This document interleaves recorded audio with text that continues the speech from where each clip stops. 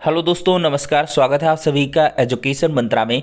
दोस्तों, नए आयोग को लेकर उच्च शिक्षा मंत्री का एक महत्वपूर्ण बयान आ चुका है। एलटी ग्रेड शिक्षक भर्ती पर स्थिति स्पष्ट हुई है और साथ ही साथ नए आयोग पर कुछ नई अपडेट्स हैं, उन पर हम चर्चा करेंगे। नई भर्ती के लिए बेरोजगारों ने प्रदर्शन किया है। यूपी ट्रिपल एस सी पेट 2023 संबंधी सूचना है। आईबीपीएस से निकली है 3049 पदों पर नई भर्ती। बिहार शिक्षक भर्ती परीक्षा में एक बड़ा बदलाव हुआ है। चलिए दोस्तों, सारी अपडेट्स पर नजर डालते हैं। आज हम बात करने वाले हैं यूपी ट्रिपल एस सी पेट 2023 की बेस्ट बुक के बारे में, जो चक्षु पब्लिकेशन की है। अगर इस पुस्तक की खास बात करें तो इस पुस्तक में सभी टॉपिक को कवर किया गया है। 2200 से अधिक महत्वपूर्ण बहुविकल्पीय प्रश्न रखे गए हैं और 6 सॉल्व्ड पेपर रखे गए हैं। दोस्तों, ये पुस्तक आपको ऑनलाइन और ऑफलाइन दोनों मोड में अवेलेबल कराई गई है। ऑनलाइन के लिए लिंक डिस्क्रिप्शन बॉक्स में प्रोवाइड की गई है। ऑफलाइन के लिए किसी भी नज़दीकी बुक स्टॉल पर कांटेक्ट कर सकते हैं। इतना ही नहीं, चक्षु पब्लिकेशन की तरफ से संपूर्ण गाइड के अलावा एक प्रैक्टिस सेट की बुक भी आती है, जिसमें आपको 1950 से अधिक महत्वपूर्ण प्रश्न और 20 प्रैक्टिस सेट प्रोवाइड किए गए हैं। तो देर किस बात की है, चक्षु पब्लिकेशन की इन बेस्ट बुक के साथ अपनी प्रिपरेशन को बूस्ट करें और सफलता पाएं। तो देखा जाए तो लाखों छात्रों का जो संघर्ष है वो रंग लाया है और नए आयोग को पूरी तरीके से सहमति मिल चुकी है। लेकिन जो इसकी प्रोसेसिंग है वो लगातार चल रही है। और दोस्तों, प्रोसेसिंग के बीच में आपको पहले से ही हमने इन्फॉर्म कर रखा है कि अभी नए आयोग के पूरी तरीके से अस्तित्व में आने में और व्यवहारिक रूप से काम करने में वक्त लगेगा। और इसी पर शिक्षा मंत्री साहब का बयान भी एक नया देखने के लिए मिल गया है, जिससे स्थिति स्पष्ट हो गई है कि आखिरकार एलटी ग्रेड शिक्षक भर्तियां कब और कैसे होंगी। तो दोस्तों, एलटी ग्रेड शिक्षक भर्ती में स्पष्ट किया गया है कि ये भर्तियां नए आयोग से नहीं की जाएंगी।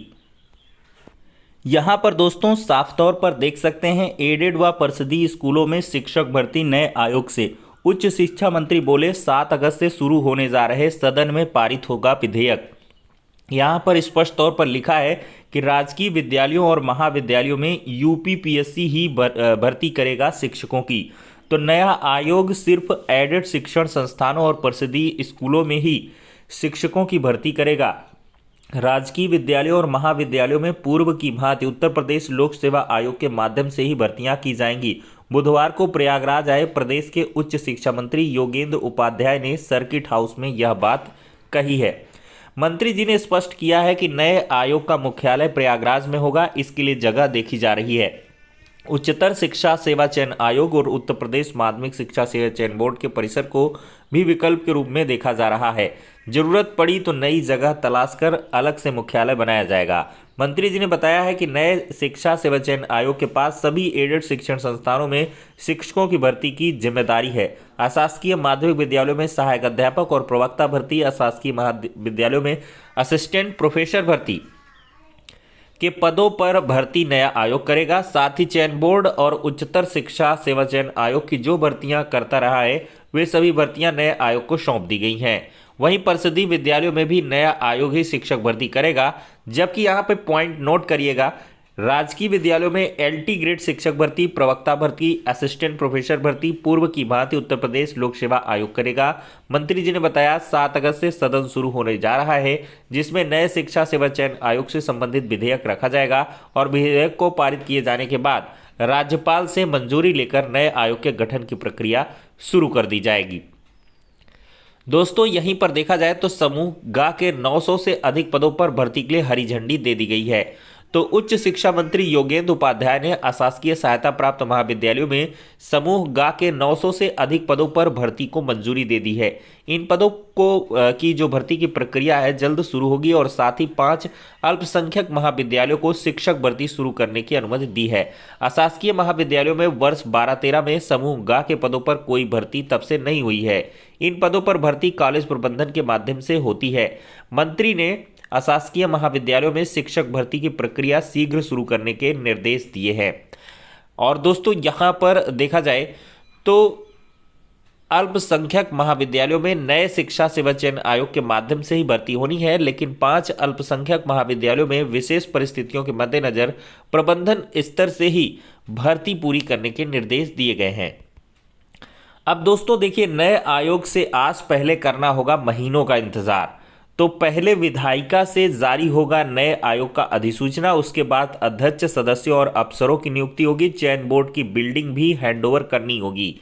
तो यहां पर बताया जा रहा है कि 3 महीने का समय लगेगा कामकाज शुरू करने में, कम से कम 3 महीने। मैंने आपको बताया है कि अगस्त का महीना, सितंबर मान लीजिए, अक्टूबर से ये सक्रिय रूप से काम करेगा, चूंकि सरकार को भी तेजी से काम करना है। चूंकि यहाँ पर 2024 का लोकसभा चुनाव है और उसके पहले पहले यहाँ पर देखिए दोस्तों, साफ तौर पर लिखा भी है कि आयोग का ड्राफ्ट तैयार करने वाले जानकारों की माने तो नए आयोग को अस्तित्व में आने में कम से कम 3 महीने का समय लगेगा। साफ है कि आयोग की ओर से नई भर्ती लोकसभा चुनाव 2024 के आसपास ही संभव लग रही है। दरअसल पहले आयोग का मसौदा विधानसभा से पास होने के बाद राज्यपाल के हस्ताक्षर से उसकी अधिसूचना जारी होगी। उसके बाद एक अध्यक्ष और 12 सदस्यों के चयन की प्रक्रिया में कम से कम 1-1.5 महीने का समय लगेगा। उसके बाद प्रयागराज में नए आयोग का कार्यालय बनाया जाएगा। माना जा रहा है कि आयोग का कार्यालय उत्तर प्रदेश माध्यमिक शिक्षा सेवा चयन बोर्ड एलनगंज को बनाया जाएगा।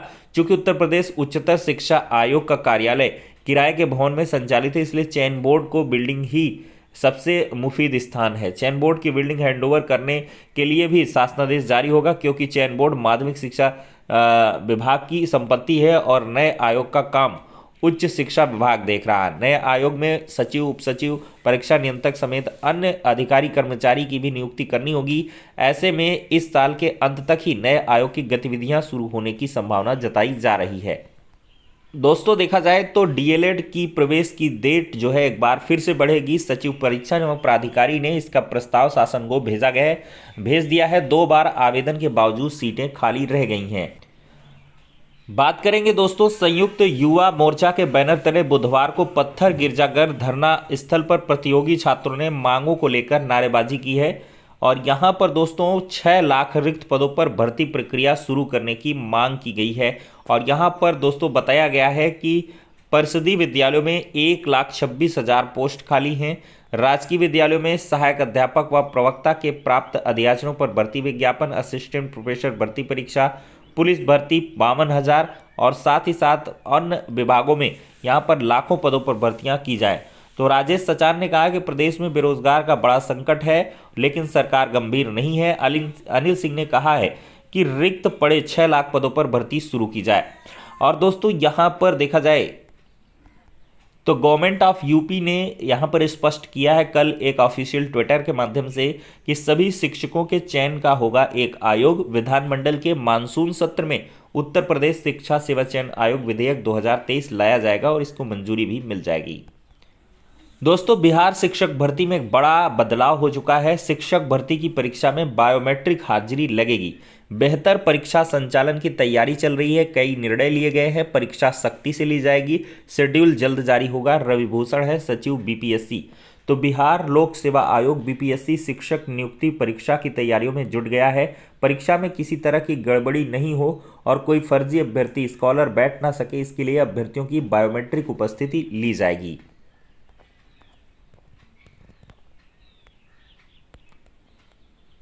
आप लोगों को दोस्तों पता है पेट 2023 का नोटिफिकेशन आ चुका है। 18 वर्ष मिनिमम और 40 वर्ष अधिकतम एज है।